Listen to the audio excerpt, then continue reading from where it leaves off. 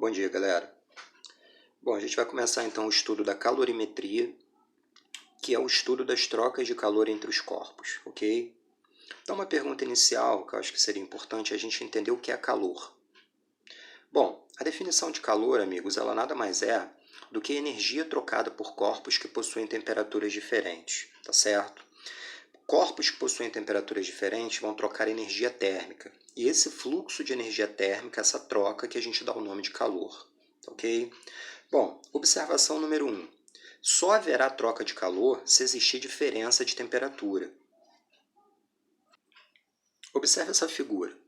Nós temos aqui um corpo A com uma temperatura de 60 graus e um corpo B com uma temperatura de 20 graus.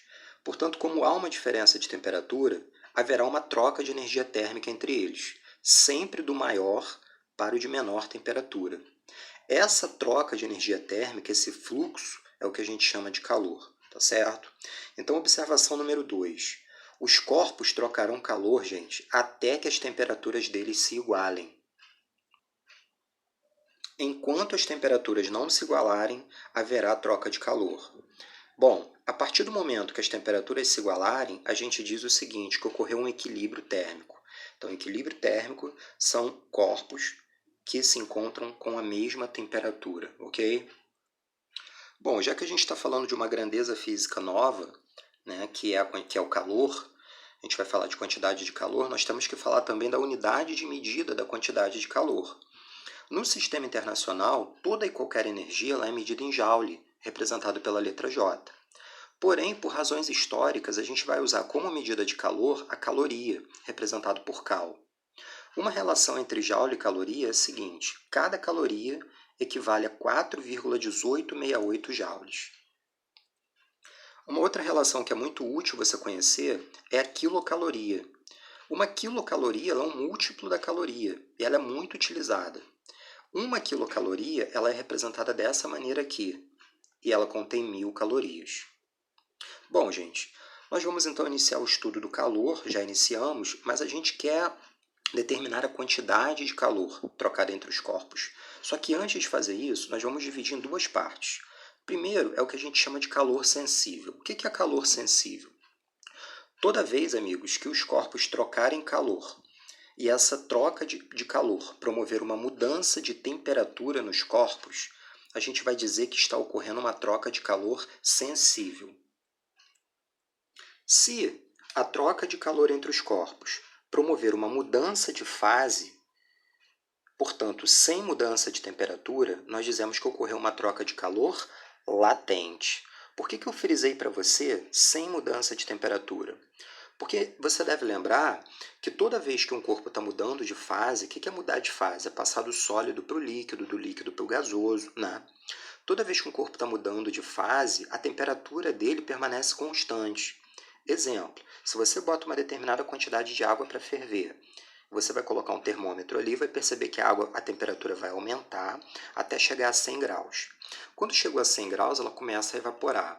Durante todo o processo de evaporação, a temperatura permanece a mesma, tá certo? Por isso é que eu frisei para você aqui, ó, sem mudança de temperatura. Bom, então de novo, toda vez que uma troca de calor promover uma mudança de fase, a gente vai chamar isso de calor latente, tá certo? Vamos começar então quantificando o calor sensível, tá? A quantidade de calor sensível trocada entre os corpos, que a gente vai chamar de QS, ela é dada por esta equação aqui. QS é o produto da massa vezes o calor específico vezes ΔT. Primeiro, o que é ΔT? ΔT, amigos, é a variação de temperatura. Ela é calculada dessa maneira aqui.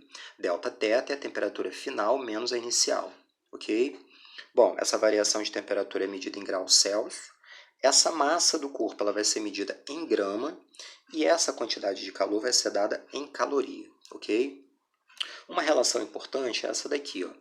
Toda vez que a variação de temperatura, ou esse ΔT, ele for maior do que zero, significa que a temperatura do corpo está aumentando no decorrer do processo.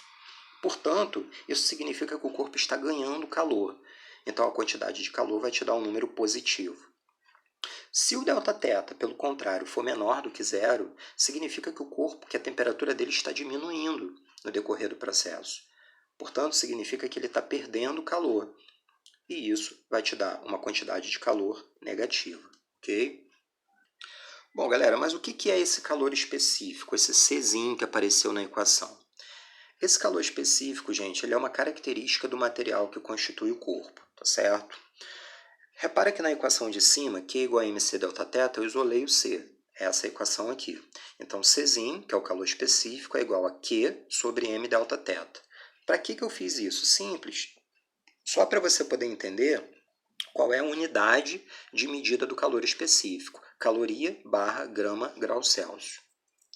Mas assim, muito importante, galera, é você entender o sentido físico do calor específico. O que significa de fato o calor específico?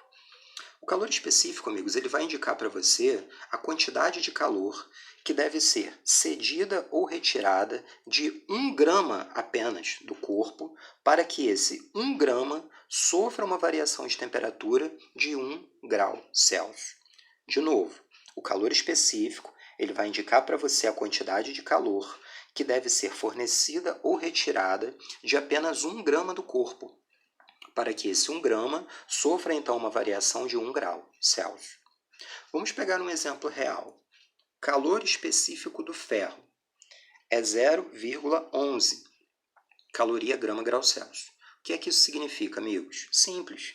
Para que 1 graminha desse ferro aqui, só 1 grama, sofra uma variação de temperatura de 1 grau, eu tenho que fornecer ou retirar 0,11 calorias. Mais um exemplo. Calor específico da água. 1 caloria grama grau Celsius. O que é que isso significa? Que se eu pegar 1 graminha dessa água e quiser que essa água, esse 1 grama, tenha um aumento de 1 grau na sua temperatura, eu tenho que fornecer 1 caloria. Tá certo? Esse é o significado físico do calor específico. E para fechar nossa aula, galera, a gente vai falar da capacidade térmica, que é o Czão, C maiúsculo. A capacidade térmica ela vai indicar para você a quantidade de calor que o corpo inteiro deve trocar para que o corpo inteiro, o corpo todo, sofra uma variação de temperatura de 1 grau Celsius.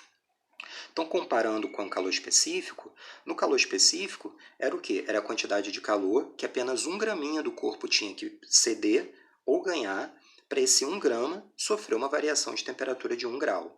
A capacidade térmica não, ela está indicando a quantidade de calor que o corpo inteiro deve trocar para que o corpo inteiro sofra uma variação de 1 grau Celsius, tá certo? Bom, a capacidade térmica ela é calculada dividindo-se a quantidade de calor pela variação de temperatura. E isso vai gerar uma unidade de capacidade térmica, caloria, grama, grau Celsius. Então, capacidade térmica é Q sobre delta θ. Ou ainda, dependendo dos dados que o problema te der, você pode calcular a capacidade térmica multiplicando-se a massa pelo calor específico. Tá certo? Então, essa é a matéria do dia. Na próxima aula eu vou colocar vou resolver alguns exemplos e vou colocar uma lista de questões para vocês. Tá bom? Um abraço, até a próxima aula, galera.